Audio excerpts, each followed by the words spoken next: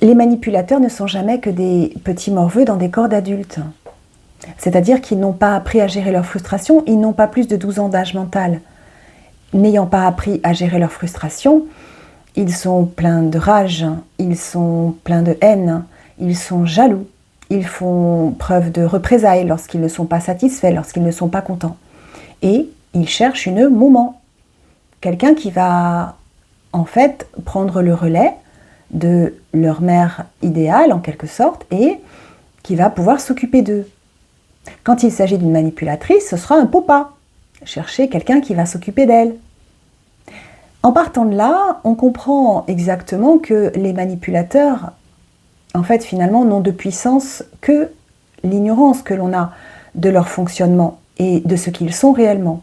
Vraiment, il faut vous mettre voilà, dans la peau d'un petit gamin au milieu de la cour de récré. Voilà, c'est le petit roi, la petite reine. Ils ont le petit sceptre là, qui est vraiment dans leurs mains. Et il faut que tout le monde les regarde. La maîtresse ne doit regarder qu'eux. Les copains ne doivent regarder que la personne, que le petit roi, la petite reine. S'il y en a un qui s'échappe de la bande, représailles. S'il y en a un autre qui attire l'attention des enfants de la bande, représailles. Ils sont jaloux. Jaloux du succès des autres. Ils ne supportent pas qu'on ne respecte pas leurs propres règles du jeu et par définition, ils n'obéissent jamais aux règles qui peuvent être désignées ou imposées notamment par la loi, par l'État français par exemple. En tout cas, l'État tel qu'il devrait être notre République. Donc, nous avons affaire à des petits morveux qui se croient tout permis et qui sont vraiment dans leur petite cour de récré. Ils ont aussi leur sac de billes. Ah oui, très important le sac de billes. Le sac de billes, c'est l'argent. C'est leur seule valeur. Donc, ils ne distribuent une bille que pour acheter le silence, notamment, ou pour récupérer un boulard, quelque chose de plus gros. Toutes leurs actions sont évidemment préméditées. Il y a toujours une intention derrière. Soit pour eux, de se valoriser, de se faire briller, d'être dans la séduction, etc. Soit carrément dans l'anéantissement, puisqu'ils sont de toute façon extrêmement virulents contre les personnes qui peuvent leur faire de l'ombre et contre leurs victimes, évidemment. Ils choisissent leur proie. Ce sont en général des personnes qui sont neuroatypiques, comme il est dit en France. Au Canada, on parle de surefficience. Christelle Petit-Colin parle de surefficience en France. Surefficience pour dire qu'on a un cerveau qui fonctionne très vite en fait. Et effectivement, c'est physiologique encore une fois. Donc, nous avons un cerveau qui fonctionne très vite, nous avons une pensée en arborescence, nous sommes très empathiques, nous avons des sens qui sont hyper développés sans le savoir. Nous avons un grand sens des responsabilités et il est très très facile de nous faire culpabiliser. Voilà, c'est souvent dans cette relation-là qu'on est installé, c'est-à-dire des relations de dépendance affective. D'un côté, une personne surefficiente qui est donc très mature, on est mature avant l'âge d'ailleurs très souvent, et de l'autre côté, un sale gosse qui évidemment va toujours considérer que la faute, c'est l'autre. Et l'autre en question, ayant une facilité à se remettre en question et toujours s'interroger, effectivement on va tomber dans le panneau. Donc, nous avons affaire à des enfants. Alors, quand je reçois ceci dans ma boîte aux lettres, je l'ai reçu hier, avec une écriture d'enfant, je me suis dit, waouh, mince, peut-être que c'est un enfant qui m'envoie quelque chose pour dire qu'il est victime de violence, etc. Alors, effectivement, je touche un peu comme ça et je me dis, oulala, en plus c'est un petit papier, mais qu'est-ce que ça peut être? Vous remarquez l'écriture très enfantine. J'ouvre le courrier. Et là, je vois un courrier plié. Voilà, plié façon enfant quand même, vous remarquerez. Et là, je me retrouve devant ça. Voilà, donc une lettre tapée, sans signature, bien sûr. Je vous en lis une partie. Ça commence comme ça. Chère Madame Alric, ça commence bien. Je me dis, ah, là, peut-être que c'est quelqu'un qui me veut du bien.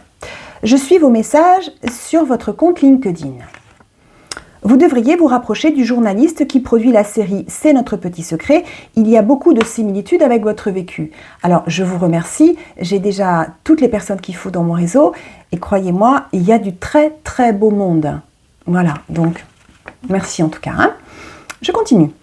Je me permets de noter qu'il y a pourtant des incohérences dans votre posture et vos écrits. Je me dis... Vous êtes propriétaire d'une belle maison qu'on a pu voir sur votre dernière vidéo et dont vous avez déjà parlé puisque vous vouliez la vendre. Vous vous dites croyante et les croyants connaissent bien la charité, la pauvreté évangélique et le vœu de pauvreté.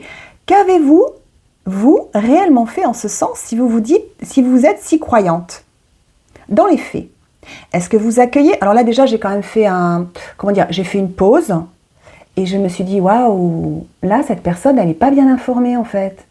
Parce qu'elle ne sait pas que ma maison, qui m'appartient effectivement, mais je n'ai pas de liquidité, je vous rappelle que je ne peux pas travailler, je ne peux pas exercer mon activité libérale, qui était mon activité rémunératrice, des suites du harcèlement que je subis. Donc cette maison qui m'appartient intégralement, je l'ai déjà destinée à accueillir des femmes qui sont comme moi dans des situations difficiles. Et je l'ai déjà annoncé sur ce réseau. Je continue. Donc, qu'avez-vous... est-ce que vous... Alors oui... Dans les faits, est-ce que vous accueillez chez vous des femmes victimes sans leur demander de signer votre plainte collective? Waouh! Non, monsieur, je ne fais pas de chantage. Il n'y a pas de vente forcée chez moi. Alors, entre parenthèses, car sinon vous seriez dans la manipulation. 2 points. Je vous héberge, mais rejoignez ma plainte. Ce qui serait honteux, vous en convenez. Est-ce que votre association dispose de lieux d'accueil pour toutes ces malheureuses, pendant que vous êtes bien au chaud dans votre grande et belle maison? Voilà, et là je m'arrête de lire. Je m'arrête de lire parce que cette personne est une personne manipulatrice. Voilà, c'est manifestement, je pense, un homme. Voilà, donc, c'est pas la peine de m'envoyer ce genre de message parce que je lis 2 phrases et je m'arrête. Voilà. Les manipulateurs sont des menteurs. C'est pareil pour les femmes, bien sûr. Sont des menteurs, sont des affabulateurs. Ils se font très souvent passer pour des victimes de violences sexuelles enfants, mais on n'a aucun moyen de vérifier, donc c'est effectivement souvent le cas, mais pas seulement. Ça peut tout à fait être aussi un enfant qui a été au contraire très très choyé et qui ne veut pas aller dans le monde de l'adulte, qu'il voit comme un monde de contraintes. Et là, vous vous retrouvez devant quelqu'un, et j'en ai connu un, qui vous raconte son enfance, qui est une enfance à la Pagnol.